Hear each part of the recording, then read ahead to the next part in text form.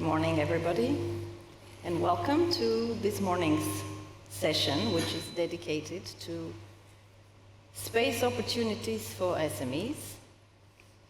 It's great to be here, and welcome also to those of you who are connecting online. We have a very nice panel this morning, and we are going to discuss with you the current state of the space market, some future trends, what are the opportunities for SMEs in space and outside of space, using space data and services. What are some of the programs governments have put in place to support SMEs in this sector? And I'm really delighted to be joined here on stage by a fantastic panel. They will introduce themselves in the first introductory remarks, but maybe just by name. We have Mr. Szabolcs Szolnoki, who is the Deputy State Secretary for Technology of Hungary. We have Francesc Casas. He's the Public Affairs responsible at PLD Space, a Spanish new launcher company. Mrs. Fiammetta Diani, who is the Head of Markets, Downstream and Innovation at the European Union Space Program Agency based in Prague. And Mr. Stavri Nikolov, founder and CEO of LL Cloud, a Bulgarian company developing a novel software cloud solution for multi-sensor data gathering, analysis, visualization. So great. Why we talk about space this morning? For many years, centuries, human beings have been looking to space for some sort of inspiration, new discoveries. Even today, when we think of space, most people would imagine astronauts, distant planets, new discoveries. But there's much more to space than this. It has become really a part of our daily lives, and without even realizing it, we depend on space for many of our daily activities, starting satellite television, car navigation systems, the weather forecasts. All of this gets data and information derived from space. And this dependence will only grow as we move towards much more interconnected societies and economies with digital data, with billions of interconnected devices. And space is a growing and very dynamic business.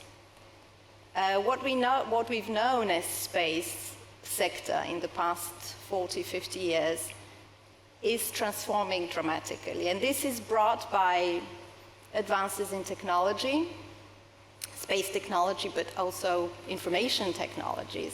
Satellites are getting much smaller, much more intelligent. They are also cheaper to build, cheaper to launch. So space is becoming much more accessible.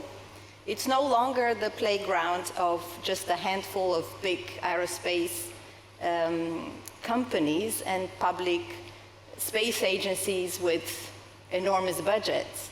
We see more and more commercial space, public actors getting into the space domain, a lot of private investments, venture capital financing being injected in space ventures. So it is really a very dynamic place to be.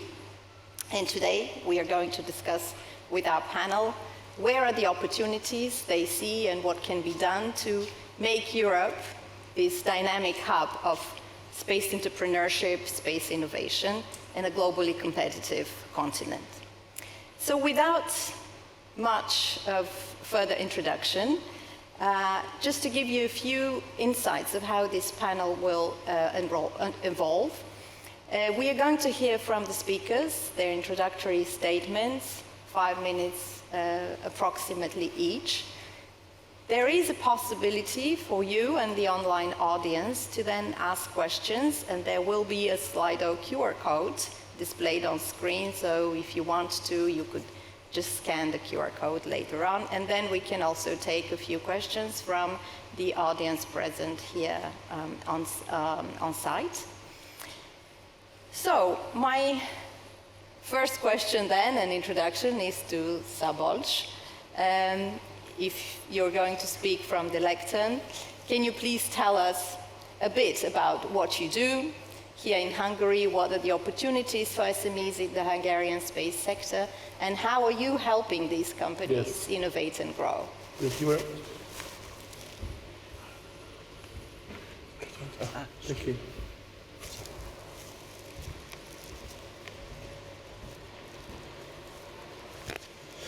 Thank you very much for inviting me.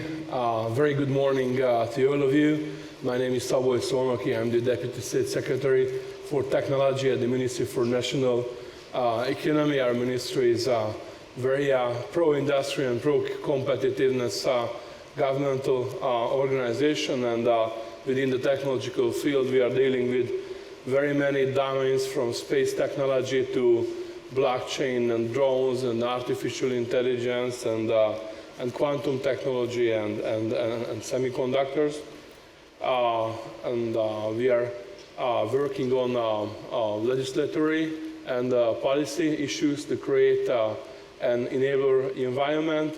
We are also funding the members of the ecosystem, and of course we are involved in coordinating, managing the ecosystem via different coalitions, umbrella organizations. When it comes to space, I can share with you that we are focusing on the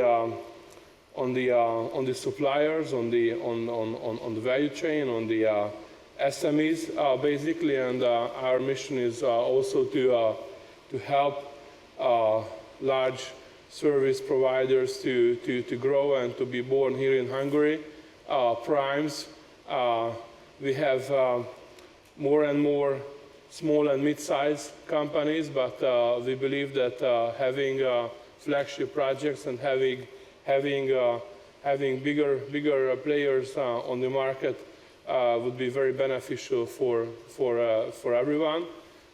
We are managing the Hungarian ESA delegation and also EU SPA delegation and OECD and all the relevant international organizations. And as all the other members of ESA, we are in the preparatory phase for CM25. So these meetings today and also space days, which will start here in Budapest very soon this afternoon, are very useful in the creation of consortia and partnerships among Hungarian and foreign partners. The space industry in Hungary, we have a strategy since 2021. Currently we are revising it. We would like to utilize the potential of space and strengthen the Hungarians' international role, and to help them to achieve better visibility on the international map. Today we do not have a space agency yet, but we are working on it. Soon we will establish our space agency, and we are very much looking forward to learning more about the EU's initiatives, the space law, and we are working on our own national legislation also. Soon we'll announce the establishment of our Space Navigator, an English-only platform which will provide a networking platform and also knowledge sharing. We organize ecosystem tours for various foreign partners to help them learn more about the Hungarian ecosystem, and these are just some achievements from the recent times. We are proud of our engineers and universities and our flagship projects. One is the so-called HUNOR program, the Hungarian to Orbit program, and by 2026, a large manufacturing site will be established in Hungary. The construction works has just been started, and this center will be good site for manufacturing and R&D of satellites, basically. And large international players like Axiom also recognized the development of Hungarian companies in this field. They've just signed an MOU with 4IG, and we co-finance and manage various programs from NASA Space Challenge to the Space Days, and we are also organizing industry days here in Hungary, and quite many workshops and training programs to help our national future champions. I've mentioned the manufacturing center. These are just some basic details for 4,000 square meter complex. And as I mentioned, the private company just started the construction, and we are very much looking forward to the launch of the first manufacturing projects in this factory. So thank you, and I will be very happy to go into details with you and learn more about the activities of the panel members and the audience. Thank you again. Thank you very much, Szabolcs.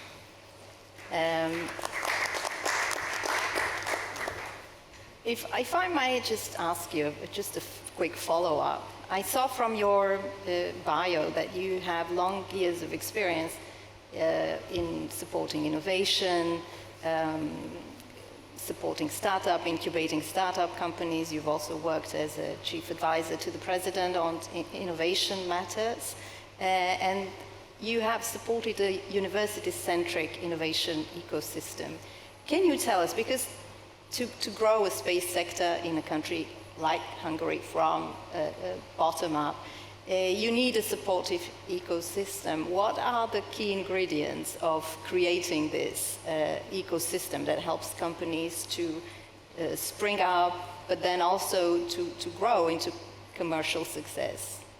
Yeah, it starts with awareness and creating the environment, both the knowledge and both the infrastructure at the universities, and as I mentioned, those interesting flagship projects which can make the researchers busy. Now we have space engineering courses and also degree at university in Hungary, and soon it will be available at 2 universities. And now we have the space policy pillar also. So we are trying to create all the mosaics which are needed, both from infrastructure side, both from education and also awareness, starting it at a very early phase, and of course market fit is the most important, to create something what's needed and what has good market potential. And we are basically we do direct financing, and also ESA funds. We increased our contribution quite significantly in the recent years. Okay, thank you so much. So it's indeed a bit of a mosaic, a Lego. You cannot have this ecosystem without supporting the different parts of it. I mean, just supporting just the suppliers is not enough, because you would need. It's not enough. Yeah, all the members of the ecosystem, and it's important to have programs at each TRL levels, from the very beginning, from the idea phase, so to cover the whole life process. cycle. Yeah, from idea to the death valley to the very last moments before entering market. So that's what we are trying to work on and strengthen, where we have challenges today. Thank you so much. So we will now hear from our second speaker. She's Fiammetta Diani, as I said, the head of markets, in downstream and innovation. If you can take the lectern, at USPA. So in this position, Fiammetta is responsible for developing the markets in innovative applications of space data, obviously with the goal of boosting competitiveness of the space downstream industry, SMEs and startups. And before joining USPA, she has an extensive experience in both the aerospace and IT industries with focus on business development of products, applications, and services. So Fiammetta, tell us a little bit about where is the space market and how SMEs can benefit from it and what USPA is doing to support this. Yes, good morning, everybody. Thanks, Dinka. Indeed, in the past, I was working also in SME, engaged in space, so I know what it means. And now I work on the other side, so on the agency, public agency, supporting space, so it's a good mix to understand what are the needs. And it was very interesting to see the growing of the Hungarian ecosystem. We indeed have many startups and new companies that are joining our initiatives from Hungary, so keep going. I think it's a very good initiatives you're doing. So first of all, when we say space, we don't mean, as Dinka was introducing, only rockets. So we have here today rocket company, so, but it's not only rocket or satellites or in-orbit service. With space is also what we can do with space. So in USPA, we analyzed 15 market segments only for Earth observation and navigation. That is a part of space, a significant part, maybe the most important for what we call the downstream, but still a part of it. And these 15 market segments cover, for example, transport, so different mode of transport for which we use navigation and now even Earth observation to optimize the route or to optimize the traffic. It includes all the environmental and climate change services that are more and more coming up, but also insurance and finance. We have new users of space that are banks, for example, and so on. So I invite you to have a look to our market report that will permit to the SME to understand what is the space market, where are the opportunities, what is the gross value, and where to decide where to go. So it's widely used for this reason, to build a business plan. And actually one entrepreneur from one of our startups told me, when we have to do business plan, we use your report. When we have to advertise space, then we use these nice reports that are around with trillions. This is really down to earth, so will permit you to really make up your business ideas. And so how we support SME? So there are many opportunities that we offer as European Union, European Commission, European Agency for the Space Program. You have here a couple of examples of the activities we do in innovation. One is Horizon Europe, where we work close to the market. So we use this Horizon Europe framework program to get real commercial products that go in the market. And this is a special tool that is good for SME. As an example, you see our last call that we just kicked off the new projects, and 35% of the participation is SME, and so it's quite significant in the space business. We also foster user technology, so we don't have only application, but also silicon-based devices that go inside the application, and this is also an opportunity that is there, where we really look for SME to join, and not always a space SME, but also companies that come, for example, from the electronics, antennas, radio frequency, cybersecurity, so it's much wider than space as such. And then, last but not least, we have set up, together with the Commission, an initiative of 1 billion euros really devoted to startups, to foster this ecosystem of new space in Europe. And I have to say that the Commission has really a forward-looking approach, because we have today 600 startups and SME that were not there before in the space business, so we are very happy to see this growing. We will hear something today. And with this initiative, the support used by the right arm of the Commission in the implementation, we support 360 degrees. So from very young companies who have just an idea to very mature companies that are scale up and they look for the right investors. So we have different kind of tools and we can still provide a one-to-one support. So if there are SME or startups that would like to engage with us, we are here also to scout them and to support them. And last but not least, so there may be some SME that want to venture in space, but they don't know where to start from. So we offer for this the EU Space Academy, that is a tool that permits to understand better what is space in Europe, so the different components, what is the ecosystem and so on, but also how to do business in Europe. For space, so where are the opportunities, where are the customers, what are the different investors, because we created a network of investors that also did not exist, that now invest in space. So if you need to start, that's a good entry point. It's called EU Space Academy. You have all the QR code to get through it. So I stop here, and I'm really looking forward to additional questions. Thank you so much, Fiammetta, for this very brief introduction. Just one quick question for you. Why are SMEs important? Why should we be interested in supporting SMEs in this sector? Yeah, because I think SME can bring an innovative way of doing things that maybe bigger companies can do, but it's more difficult for them in certain cases. I make an example. Recently we have heat waves all around Europe, and for example the real-time thermal observation of what is happening on the Earth became essential.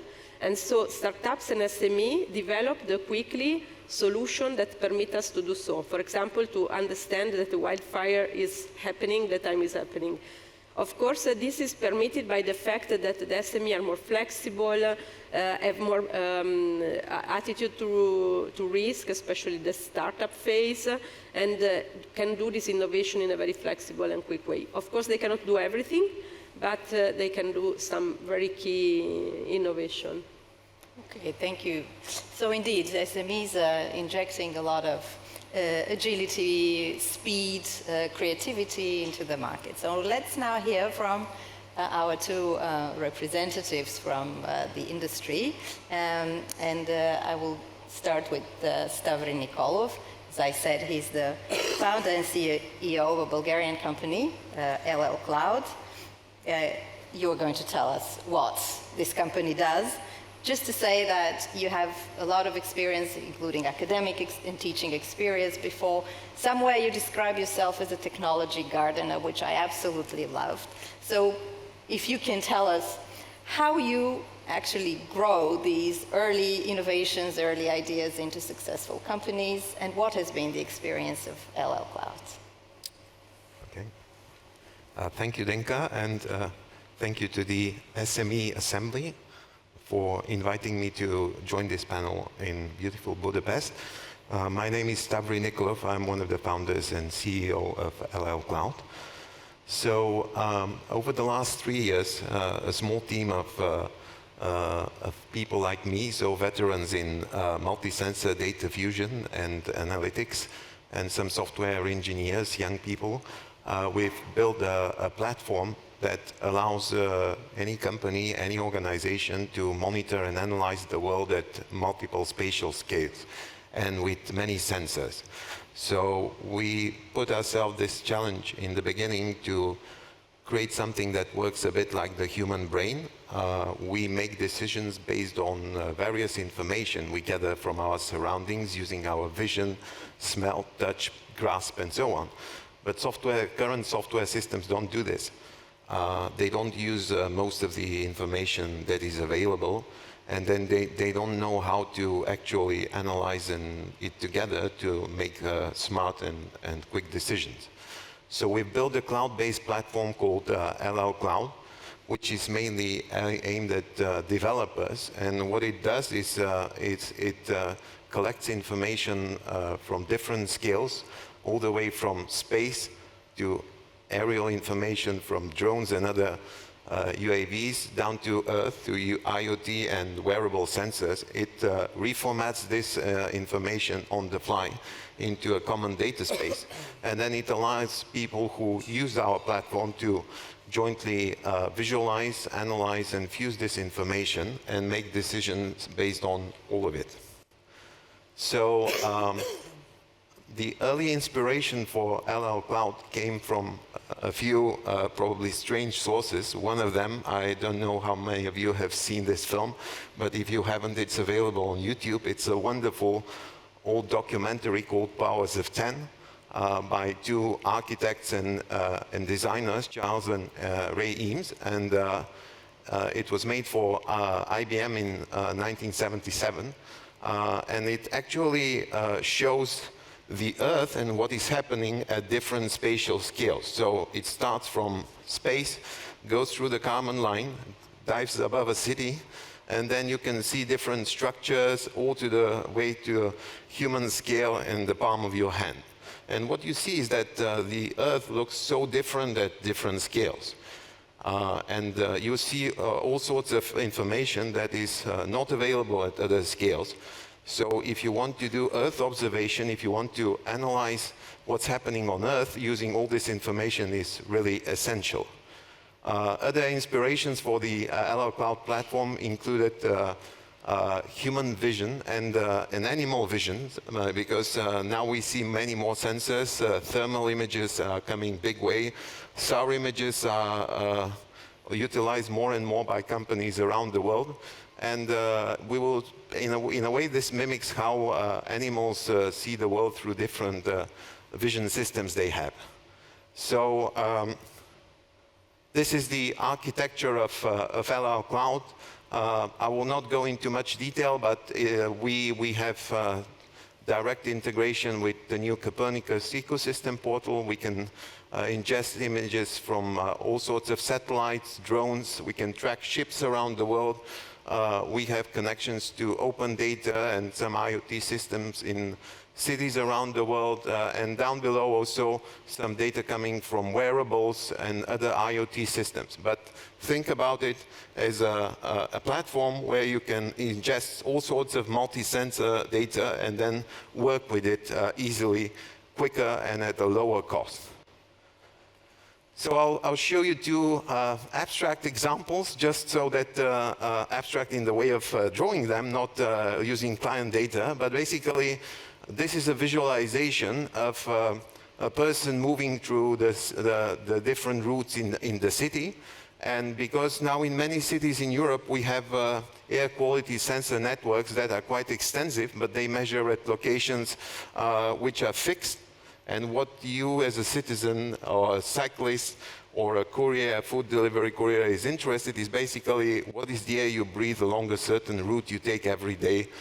And using our platform and combining data coming from IoT sensors, from Strava, which is a popular app where you can record, if some of you are joggers and so on, probably they know Strava. You can combine this and analyze the data and also satellite images from, say, Sentinel-5P and see what is the air you breathe along a certain route. Similarly, in a completely different domain, we have built an integrated port solution which allows port operators and logistics companies to actually track containers all the way when they are on ships, when the ship enters a certain zone of the port, and then when they're offloaded, go through the port area and put on either trains or trucks. And it's done in a holistic, integrated way. So LL Cloud is about multi-sensor data and multi-sensor fusion. And we hope it will actually spark many more partners and clients to use multi-sensor data in a novel way, in a new economy. Thank you very much, Stavri. This is great. This just shows us that we can no longer look at space in isolation. You're really working at the border between space and digital, and this is what is happening with all the digital technologies and these huge amounts of digital data. There's a whole new world of business opportunities in areas that were probably unimaginable a few years ago. So can you tell us a bit, who are your current or prospective clients? What kind of application areas? You already mentioned tracking shipping routes, also smart cities, but what are some of your clients, just to understand where's the business? This panel is on space and space data and technology. We historically started LL Cloud from the ground, so it was initially a platform used for developers and testers of various wearable devices. And then we saw that they need more data from their surroundings, from the city, so we brought IoT sensor data to the platform, and then brought space data as well. So we now have the full stack of it. So most of our clients currently, we are a small company. It's only 2.5 years old, and still a micro company even, not an SME, a proper SME. By definition. By definition, yes. But most of our clients are either startups or scale-ups that develop some devices, sensors, or apps using all sorts of data. So normally they will bring their own data, but would like to then combine it with other data, which may be either open data or data coming from other platforms, or data they want to purchase, but they want to do this quickly and easily in like days, weeks, not years. Great. So basically you fuse all of these data and you make it more relevant to the user, because yes. Some of the obstacles that we've seen in the past of the wide uptake of space data, this is very complex, it's difficult for users to understand, to handle, to process.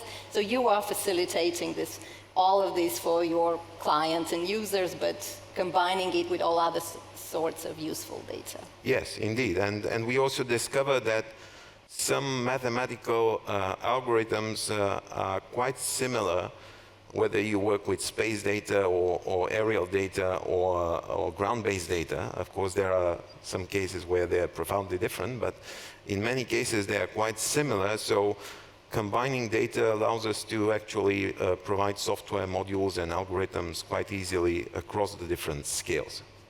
Great, thank you so much. We will come back to this afterwards. And now, finally, but last not least, I would like to invite Francesc Casas.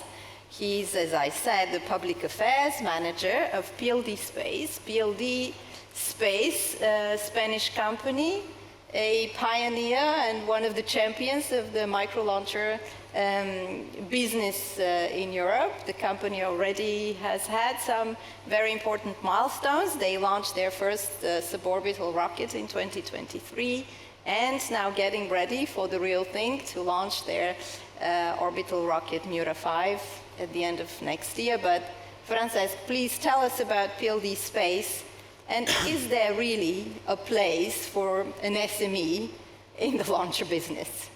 Yes, thank you for the introduction, Dinka, and thank you for inviting us here, because we usually go to a lot of events, but they are all related to space, so very happy to be here. So I work at PLD Space. It was founded in 2011, and it's the first private company in the launcher segment that was created in Europe. So I wanted to talk to you about the business behind a launcher company. So every time we use a navigation app, or we check for the weather forecast, or we watch a football game, we're using space infrastructure. this space infrastructure has to be launched. And since there is a growing demand of this kind of services, this is the offering we have. So what's going on in the space value chain? So we have component suppliers, satellite manufacturers, satellite operators, and the downstream services companies. The problem is that we have a bottleneck in the launch provider. So our capability, or the capability we are developing, it's actually, makes happen all the other services behind, that are involved in all this value chain. So that's the reason why, it's getting in every discussion the bottleneck or the lack of access to space capacity and its importance, especially for Europe. So what we do, we have facilities or headquarters based in Elche, Spain, where we do design and develop all the rockets, and then we have the production site, and then what is important to mention is that we have over 150,000 square meters in the airport of Teruel in Aragon, where we test all the subsystems of the launcher. And this what allows us at the end is to advance faster in the R&D production and in a more reliable way. And at last, we are actually building our first spaceport in French Guiana, where we plan to launch Mira 5 by the end of next year. So, before last year, this company at the end was just a PowerPoint, but we've succeeded in launching Europe's first private launcher. It's a suborbital launcher, Mira 1, but it is important because we have learned a lot developing it, manufacturing it, and finally operating it. And more than the 70% of the technology we have developed and we have proved that it actually works will be transferred and integrated into the Mira 5, our next launcher. This is what our value proposition. So I want you to understand that we are a logistics company. I mean, we do the same as a regular logistics company, is move or transport a package, in that case a satellite, from a point A to a point B. The problem is that we cannot, for example, buy trucks or vans, which are vehicles that are very efficient, that are very cheap, and that are very reliable. So we have to develop and manufacture our own transport vehicle. And this is our solution.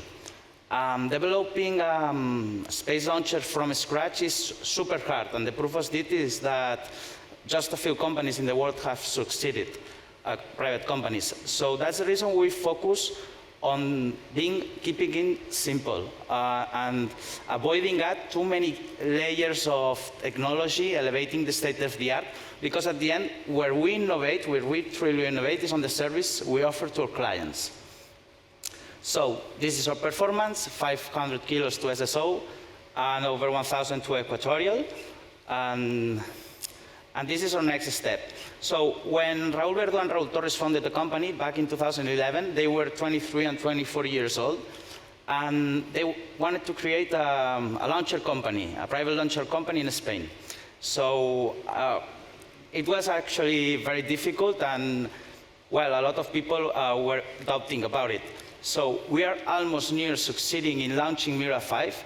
So a few weeks ago, we announced our roadmap. What's going to happen at PLD Space in the following 10 years. And this is our bet. We plan to develop, which is called Mira Next, which will be a bigger launcher with huge capacity and with different applications to finally reach 63 tons to GEO. This is very hard, but this is our ambition, and we have the determination to achieve it. Of course, it will be difficult, and first we have to go step by step and delivering what we have already promised. And we believe we can achieve it, especially because this is our team, and is by far the best asset of the company.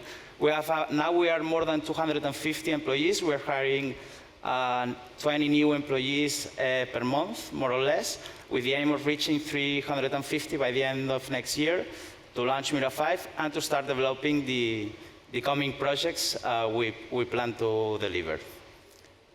That's it. Thank you. I've been super fast. Thank you. Thank you very much. And thanks for also being short. It's great. So you see one example of a European company that has grown to 250 employees already. And please stay tuned for their flights next year. But clearly one of the champions of this new launcher business that is emerging in Europe. I would like to ask you, and maybe also Stavri, you're a micro company, you're an SME. Where are the main challenges that you see for a company of this size in Europe? And then we will see how the policy and decision makers can address that. Yeah, I wanted to point out that we are 250 now, but we were about 110 people last year. We have doubled the size of the company. We have expanded our facilities, industrial facilities and production. And the main challenge we have, and we have had since the beginning of the company, is fundraising. Fundraising? Yes. It's much more difficult to achieve the funds to develop the project rather than the technological development, actually. This industry is super capital intensive, and we have to deliver and prove that we're capable of. But for example, we plan to start commercial operations in 2026, and we started the company in 2011. So financing is, I would say, is the most driven challenge. Bottleneck. Yeah. And Stavri, for you, what has been the main challenge, or how do you see the environment? Is it supportive to the SMEs and micro companies? Well, with us, I think to us it's probably to gain the trust of much bigger clients, because a lot of them they have their own cloud infrastructure, or they use cloud infrastructure which unfortunately belongs to some of the biggest IT companies in the world, which are outside Europe mostly. And that made us actually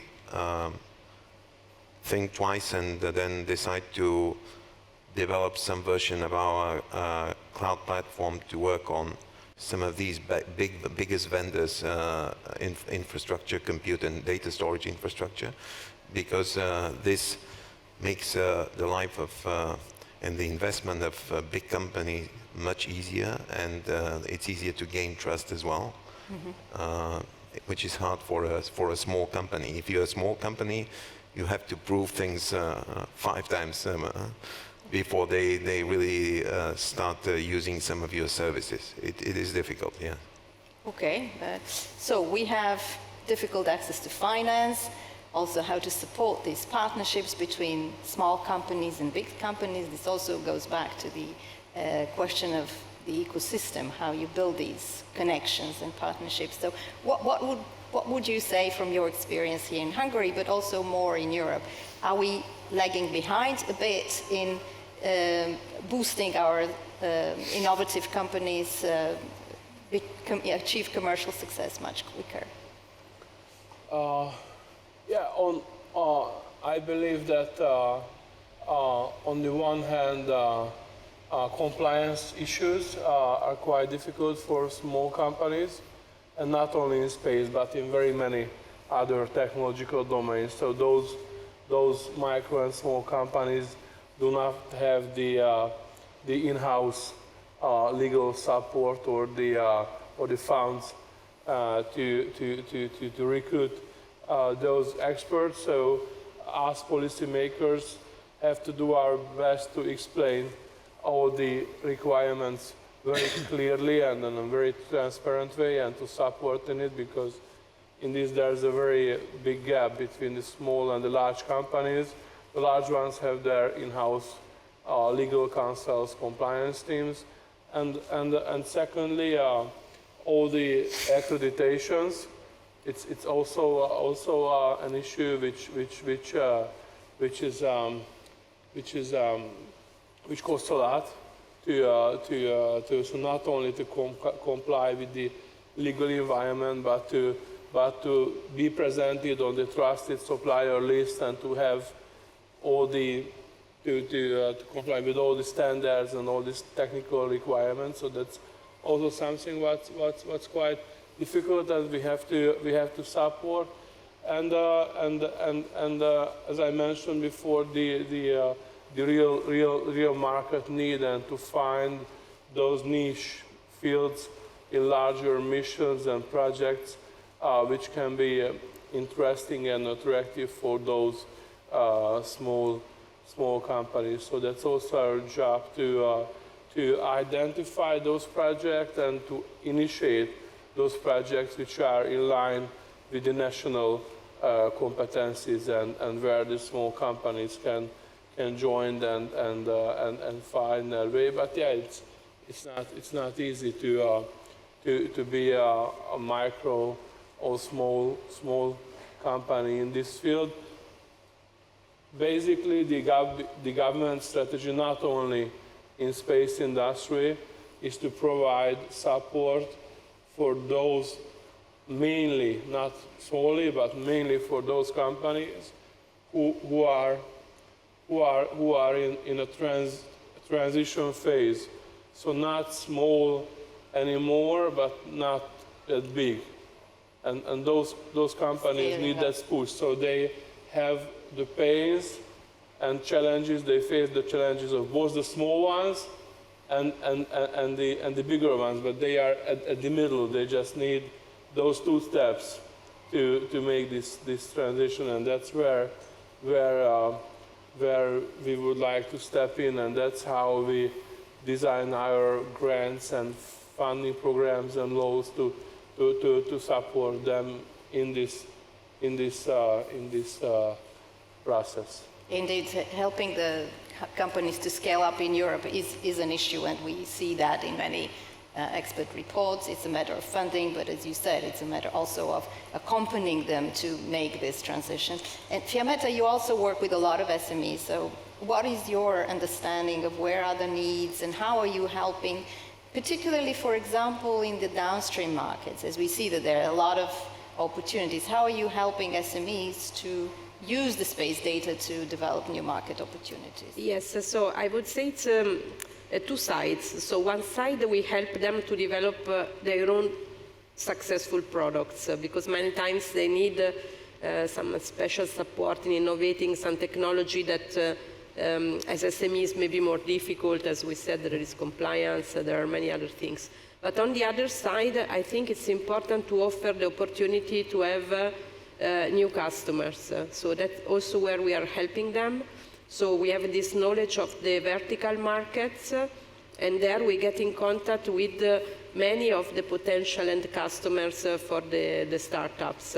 We are working, for example, now with many European banks, with many energy companies, but also with makers of furniture like IKEA or in the tourism sector. So we try to liaise our startups and SME with these big customers that today they don't understand space. So we are trying to do this bridge so that they can understand that this is for them. It's not. So that's a bit the value we are trying to bring in the downstream. But maybe commenting on the other speakers, so about investments.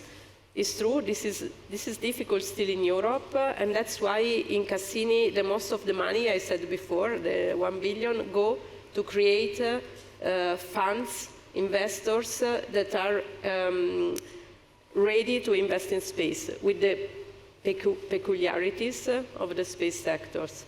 They're coming. So we have already new ones from all over Europe. And we see that new ones will join. There may be VC that were more generalist, and now, thanks also to the capacity building program, they start to invest in space. I think now the big step will be bigger tickets. So we are kind of good in the initial phase, but still we need to work on bigger tickets. And about the trust of the bigger customers also, this is interesting. So for this, in Cassini, we have the matchmaking. The matchmaking is not only to link with investors, but also to link with the corporation, as I said before. We have many of these corporations that are not in space necessarily, but they are interested in space, how to use it. And so this is the kind of matchmaking we are trying to do. Also, I think that in the institution we innovate a lot our way to procure. So there are many examples. For example, the contributing mission of Copernicus that targeted mainly the new space ecosystem. So we don't buy satellites, we buy data. Or in all our procurements, so big procurements for infrastructure services, we have competitive subcontracting. That is a very good opportunity for SME to enter in the game, even non-space SME that want to venture. And there, even the big companies, the big prime, are obliged to subcontract, and this creates new players that then become fit for purpose. So they also overcome the problem of compliance because they learn how to do the job, and then maybe they can compete directly in the next occasion. So that's a bit the things we are trying to do as an institution to answer. So we need to have a holistic approach. Yeah. From what I see, we need the money, but we also need to be less heavy on the requirements. We need to also help them create markets and help them to connect with the clients in the end. So we have a few minutes left until the end of our session. I would like to see if we have people interested to ask questions here in the room. Or maybe in Slido, I don't see. Igor, please, if you could introduce yourself and... So good morning, everybody. My name is Igor Žáček. I'm co-founder of Space Business Conference VTech and I would like to ask maybe a general question, and of course it will be gross oversimplification. I'm very happy that Frances started talking about finance. I'm also, because of my hardware background, I see that there is a huge discrepancy between kind of like US investment, let's say, attitude, which are much more open for the ideas, and very conservative investment in Europe. And especially now when we are talking about kind of like from strategic perspective that there is war in Ukraine, suddenly like, okay, Donald Trump was elected president, and we as a Europe need to kind of like put together and start it kind of like working independently. And maybe first question, Frances, do you think that it's possible to kind of like unite European finance in a way to support space and maybe overcome this financial bottleneck? And also this question applies to all of you. So thank you very much. Thank you, Igor. So, Frances, maybe we start with you and then I invite the others. Well, of course, I think that, for example, the venture capital ecosystem is different in the United States than here in Europe, but I really don't think that, we have this huge disadvantage. See, it's true that it's difficult because the risk aversion is different. And in fact, for example, when we pitch new investors, we first have to pitch about the space sector and about this risk assumption. But at the end, step by step, what we are achieving. And there are so many programs, and I didn't mention, but we are part of the Cassini program, for example. And this is a good example of a good deal that can be pushed from the European Commission to help the SMEs in the space sector. Not only with funding, but also with mentoring programs, the matchmaking sessions they organize in different events. And I think that growing this ecosystem in Europe is a good opportunity to grow. Okay. Szabolcs, how do you see this? Is there enough financial firepower in Europe? What can we do to motivate more the funding institutions, which our banks, let's face it, are much more risk averse than what we see across the Atlantic? Yeah, it's not an easy challenge, and we experience that in all technological domains. In some technological domains it's more serious, and in some less. But what we've experienced in Hungary, which is a good advancement, that Hungarian VCs are more and more open and hungry for internationalization. So in many cases, Hungarian VCs are making decisions now if they have a co-investor, an international co-investor, and it's not about funding. They are not. There's no need for the funding from the partner, but there's a need for the mindset and for the network. And majority of the Hungarian VCs recognize it, and we are very happy for it. It doesn't mean that from day one to day two everything changed and now we are in paradise, but it's a great achievement. So I believe that creating these and fostering the creation of those international links among VCs and to support the transaction, legal background, to somehow to match the interests and to combine all the assets and capabilities they have with the European interest and funding, and also with the US or other countries' mindset. Like I myself, I spent 5 years in the Middle East, in Israel, as a diplomat dealing with science and technology, and experienced a very mature and vibrant ecosystem there, and that VC culture, which is basically not a domestic VC culture. So like 80 or 85% of the VC funds are foreign, not local. So, but there's no lack of money. There's lack of that history, knowledge, network, boldness, what we should create. But Indeed, the times needed for it, and creating those connections and